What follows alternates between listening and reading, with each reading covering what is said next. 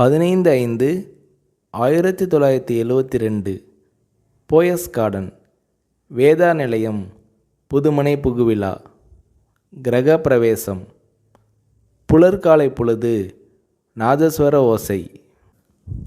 தென்னிந்திய திரையுலகின் பட தயாரிப்பாளர்கள், இயக்குனர்கள், கலைஞர்கள், கதை வசனகர்த்தாக்கள், திரைப்பட பத்திரிகையாளர்கள் என திருவிழா போல பெருந்திரள்.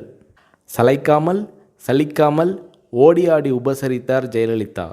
மாளிகை முழுவதையும் சுற்றி காட்டினார். எப்போதுமே பத்திரிகையாளர்களை சகோதரர்கள் போல கருதும் ஜெயலலிதா அன்று ஒவ்வொரு அறைக்கும் அழைத்து சென்றார்.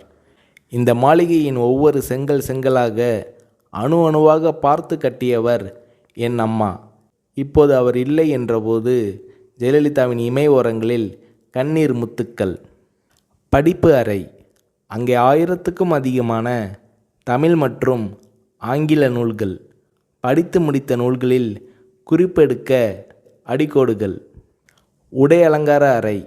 பட்டு புடவைகள் மட்டும் 5000க்கும் அதிகமாக இருக்கும். ஃபேஷன் புடவைகள் பல ஆயிரம். அலங்கார அறை. விதவிதமான ஒப்பனை பொருட்கள். நகை அலங்கார அறை. ஷெல்ஃபுகளில் பெட்டி பெட்டியாக தங்க வைர நகைகள். பிரத்தியோகமாக ஒரு நகை குடத்தை திறந்து காட்டினார் ஜெயலலிதா. ஒரு பெட்டிக்குள்ளிருந்து சில நகைகளை கையில் எடுத்தார். ஒளி வெள்ளத்தில் மின்னல் கீற்றுகள். இவை மைசூர் மகாராஜா என் முன்னோருக்கு கொடுத்தவை என்றார் ஜெயலலிதா. வரவேற்பு அறை. வெற்றி படங்களின் கேடயங்களும் பதக்கங்களும், அப்பா அம்மா படங்களும், ஜெயலலிதாவின் குழந்தை பருவ நடன அரங்கேற்ற படங்களும் வரவேற்பு அறையை ஒட்டினாற்போல் மிதியடிகளுக்கென்றே சிறப்பு அமைப்பு. நூற்றுக்கணக்கான மிதியடிகள்.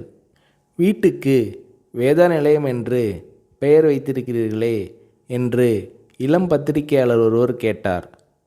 அதற்கு ஜெயலலிதா அவர்கள், அம்மா சந்தியாவுக்கு அவங்க அம்மா அப்பா வைத்த பெயர் வேதா என்றார் ஜெயலலிதா. சந்தியா என்பது சினிமாவில் நடிக்க தொடங்கிய போது சூட்டிக்கொண்ட பெயர் என்றார் ஜெயலலிதா.